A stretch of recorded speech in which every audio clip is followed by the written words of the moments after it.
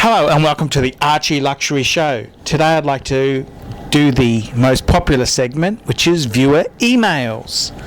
And first email we have here, he goes, my real question is, which watches do you feel have the best future in terms of fashion relevance?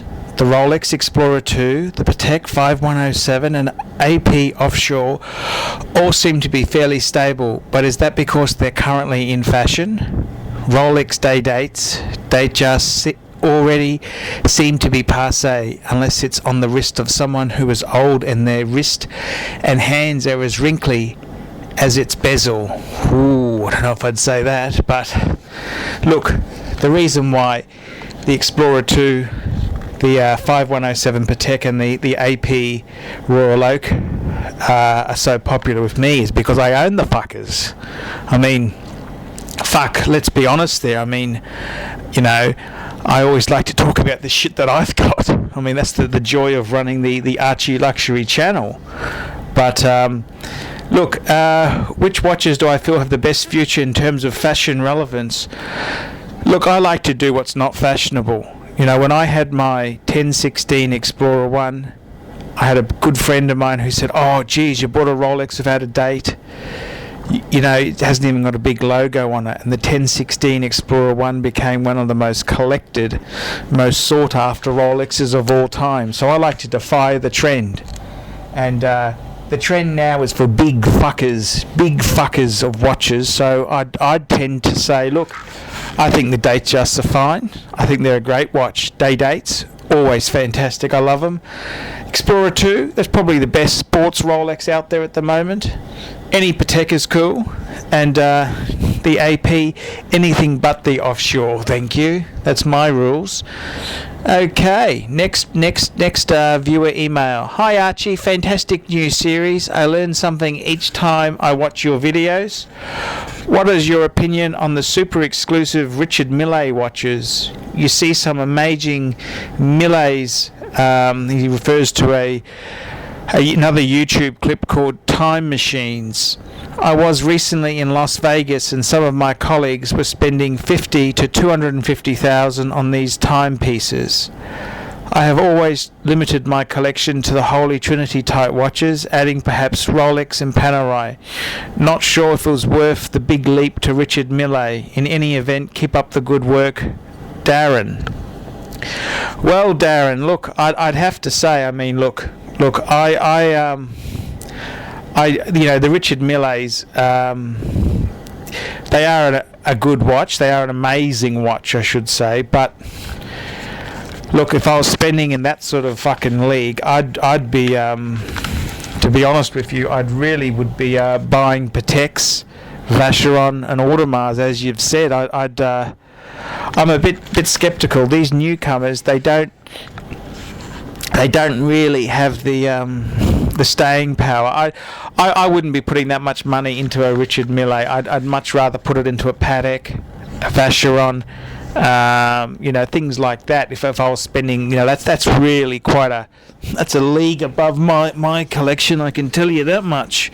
Yeah, no, I don't know. I'd be a bit, you know, it's a bit. I'm a bit cynical when it comes to these things. It's like the Frank Muller stuff, and that sort of had the arse fall out of it. But Richard Mille has certainly got more substance than Frank Muller. But look, I'd stick to Patek, Vacheron, and Audemars, and I think that's a safer bet. I wouldn't be going. I love Richard Mille and I respect what he does, but personally, I wouldn't be buying one at retail, put it that way.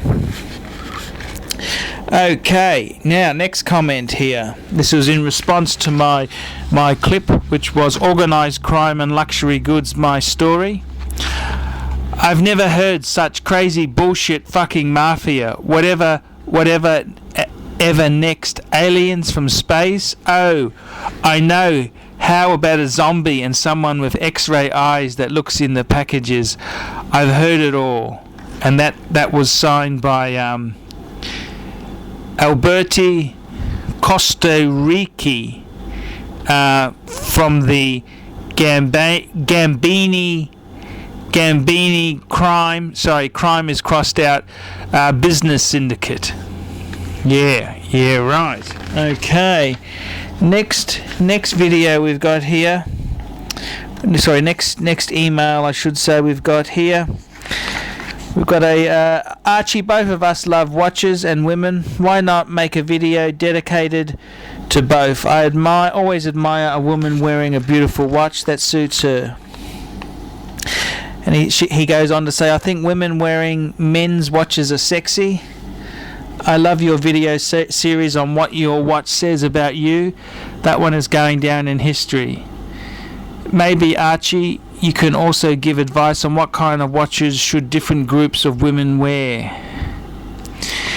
Yeah, I have to have a think about that, to be honest with you. I'm not that keen on women wearing men's watches, but okay, I'll certainly have a think about it. Hi Archie, wondering what you think. I am a teenager and have a small collection I have started. I don't buy high-end watches like a Patek, but ETA movement watches. What you would call shit. What should I buy? Hamilton, Bulova, Seiko, Omega, Swiss Army, Citizens, Tissot.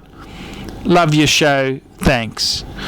Well, look. I really do appreciate the comments there. And look, if you're a teenager, obviously you can't afford to buy a Patek or Rolex or brands like that. And look, I quite understand. I was a teenager myself, and you know, I know exactly what you're talking about. And I think if you've got an interest in watches there, I'd probably be looking at more second-hand vintage type pieces. I'd probably, if you know, for a nice sort of pieces there, I don't see anything wrong with second-hand Omega, some nice Longines. That's what I'd be looking at. You know, that's just my view there. But look, it's good to see you in the hobby, and that's really great. You know, anyone under 25, you know, you can wear a less expensive watch. So you know, I like to give people a chance there. Okay, next comment about the show here. Now, this one here. I get your point that tag watches may not be as collectible as Rolex, although over other brands like Breitling, Omega, Oris, Tissot, Hamilton all mostly use ETA movements nowadays. And I'm sure I read somewhere that even Rolex had a few watches with slightly modified ETA movements in them. Well, yeah, and that was in relation to a video I did which was called Why Does Tag Heuer Suck? Why I Hate the Brand. To be honest with you there, I'd have to say, you know, Omega, besides the Omega Speedmaster Professional, they all suck. Oris pretty well sucks, Tissot sucks, Hamilton sucks, and Breitling, it's been a big bane of my life, the fact that they have a fucking modified Valjoux movement in them, and I don't think they're that great, and that's really the criticism I have for them. Okay, next comment here. I've been watching your channel for some time, and I just want to tell you that it's quite outstanding. My brother and I are both graduate students in the US, and to wind down after a night of heavy study, we often tune into both learning and laughter, which you deliver constantly. While we are by no means experts, we are watch enthusiasts of the more selective type, and it's baffling to me that so many of your reviewers refuse to accept your candid assessment of their watch buying follies, e.g. buying a Frederick Constant. Equally as baffling but also irritating are those prudes who criticize you for using profanity. We hope you will not give in to them, and that you will continue to conduct yourself, or that the character you have created will continue to conduct himself as you so desire. But on to the next topic.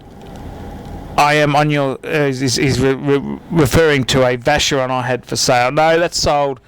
Vacheron sold. It's I got good money for it and sold it, and I'm still a bit cheesed off. Thanks for the comments. Yeah, no, it's...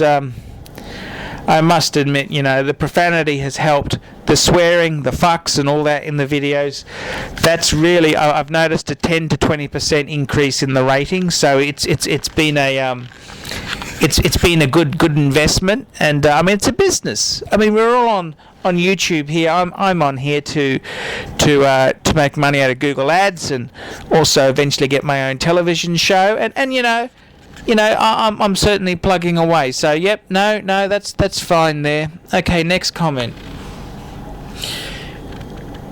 This one here was, why are you also knocking Seiko in this? There's more horology in Seiko than most of the Swiss shit you keep banging on about.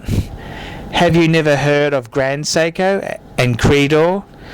Nearly all Swiss companies use outside movements, including Rolex. High-end Seikos, everything made in-house. Rolex is owned by Swatch, for God's sake. You know nothing. Why swear so much? Do you think you look big? Well, look, you stupid fuck. I gotta say this to you. Rolex is not owned by Swatch. Omega is owned by Swatch. Rolex is an independent foundation. It's a charity which invests it in certain endeavors, like the Rolex Foundation. As for Seiko, nearly killed off the fucking Swiss watch industry when Seiko introduce cheap low-end quartz pieces. So I can have any fucking prejudice I fucking well feel like, and if you're going, if you don't like it, make your own fucking stupid videos. I can criticize whoever I fucking feel like, and the Japs, they nearly slaughtered the Swiss industry. So if I want to hold that prejudice, I can fucking do it. Just like with the Lange, I hold I'm really shitty at the Nazis. Well, that's my fucking choice. I can do what the fuck I feel like. Okay, next viewer email here. Now this is what happens when the jokes all aside, and you criticize a brand that a viewer has. And this was in response to, what does your watch say about you? I used to respect your views. I even enjoyed your no-hold-bars frankness, but you've gone overboard. This is a no-value posting consisting of nothing but you're emptying your bile at stereotypes, as you admit. Your hatred and snobbery show through. Frankly, you turn the Patek Calatrava into just a higher-end version of low-rent watch-wearing for the sake of status. Too bad, Archie. I just hope you were drunk when you wrote that and returned with better. I wish you well. Archie knows he's made it when he's fucked off a few fans. I think I'll leave that on a high note now. Thanks very much for watching Archie Luxury Viewer Emails. Good night.